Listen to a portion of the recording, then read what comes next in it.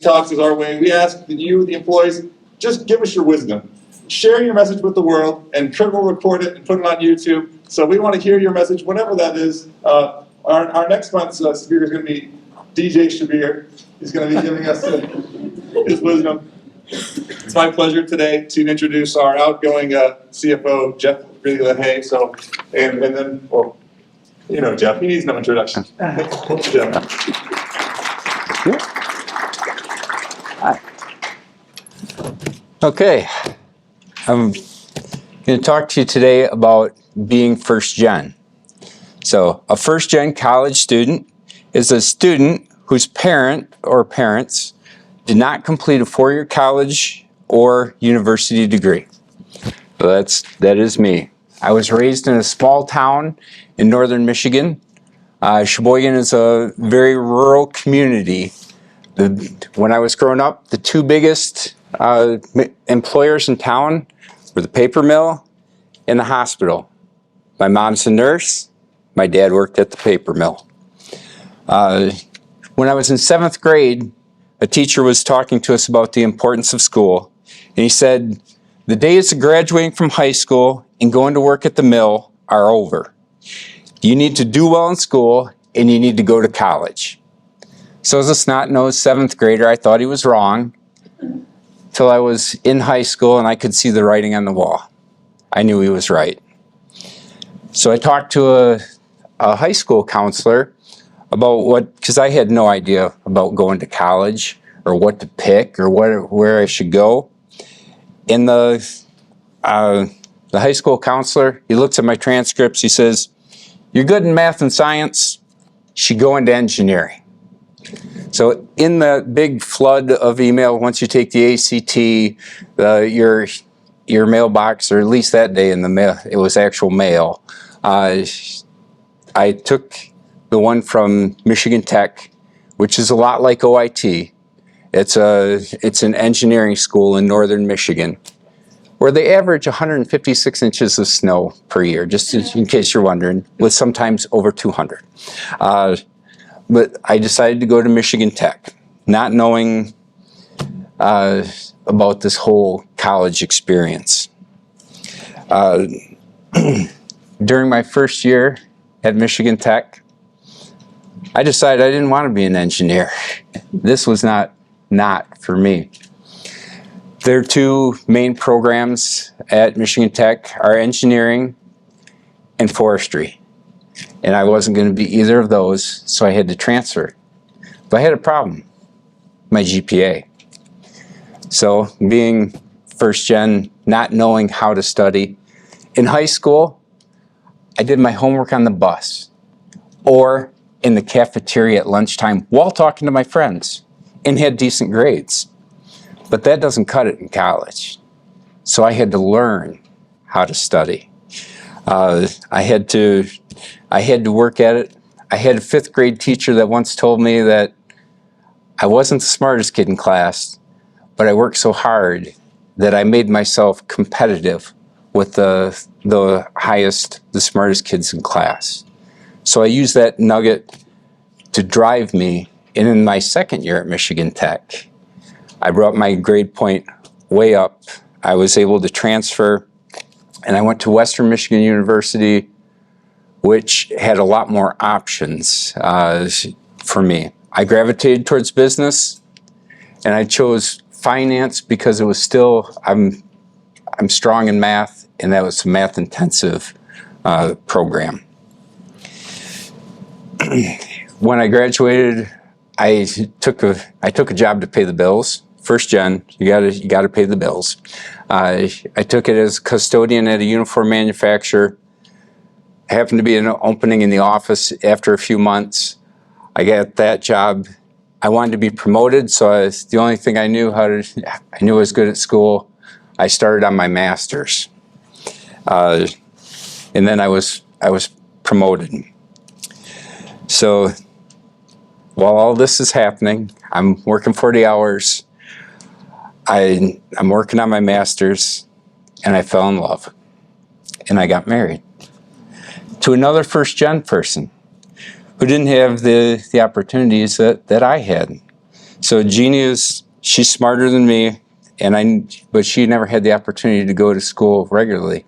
She had to work right out of high school, and then she went into the Air Force. But the good thing about the Air Force is then she had the GI Bill that could help pay for college. So when we were first married, she started back at school. She got it at the local community college, got her associates, rolled right into the bachelor's at the university, had another kid, and went right on into the master's, figuring this whole thing out as we go. When she come home she started teaching when she's in the master's program.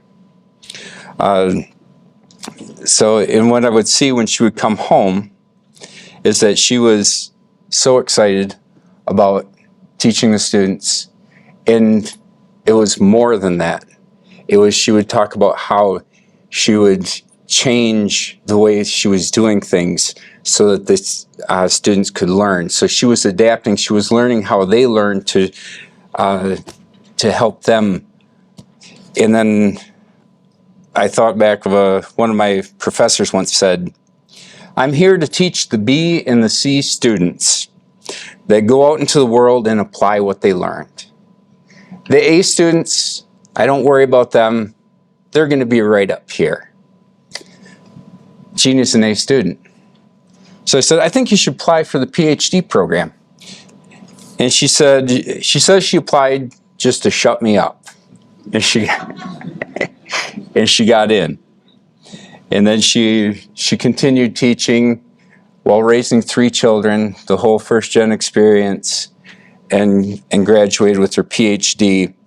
She gravitated towards the first-gen students. She started a program at Western that is still alive and well, that grabs the students that are partway through their first semester on that first writing course, and they need help. They're not going to make it. So they get pulled out and put in a one-on-one program where the teacher gets them through. Because we know that if you can get them through those first core courses, they are more likely to succeed. And then Jeannie came out here, and she worked with more first-gen students.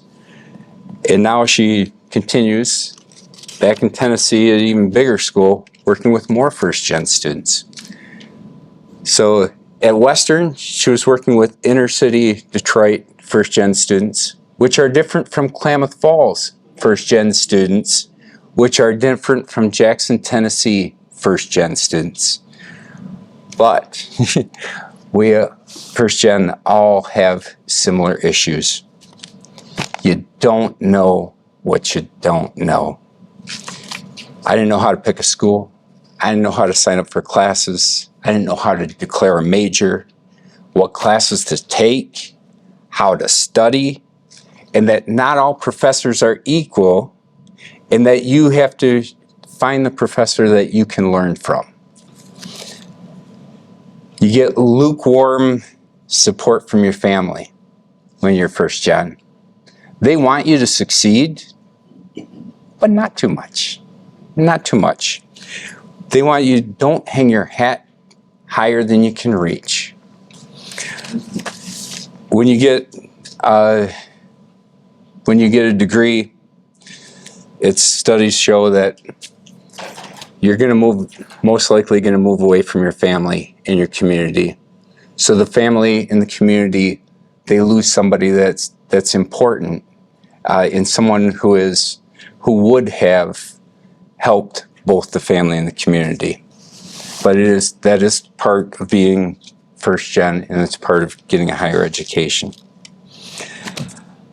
The reason I talked to you about this today and why KCC is so important is because community college becomes a student family.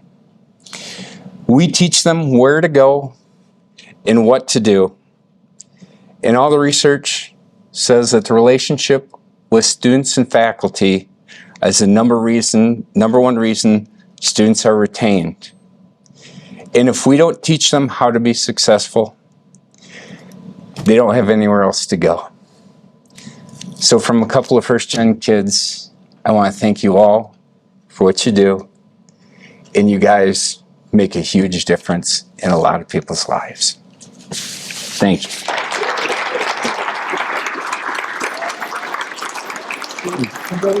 Okay. Okay, that explains what I'm about to say. Obviously, you know that Geoff will be leaving us here pretty soon. This is your last, Yes. your last all employee meeting, and actually last night was your last board meeting. So anyway, so my experiences with CFOs has been negative throughout 27 years, actually more than that, 30 years. And it started as a dean, almost 10 years, and then as an academic officer, for almost 10 years at two different institutions, and it was negative. So my goal is to make KCC the place I never got to work at. So that's my goal. So then I was watching this office. I was watching who the leader is because I had negative experiences. So anyway, so then whenever you came over as an interim, so I'm assessing you because I want to make sure that it's not just about the money. Well, that's important, Geoff. It's not all we do, and then you just shared that. So it explains, because then as I got to know Geoff, I'm going, this man is not the typical CFO that I have experiences with. He also leads with a heart, and that was important to me. And it made such an impression on me that he was appointed. Now, the president has the authority to appoint cabinet members. I've only done that twice in 11 and a half years, and Geoff was one of those because of who he is as a human being and how he lives with a heart. Geoff, I'm going to miss you. We're going to miss you. But congratulations. Thank you. Yes, thank you. Thank you, Geoff. You bet. So, thank you so much. Great. I know we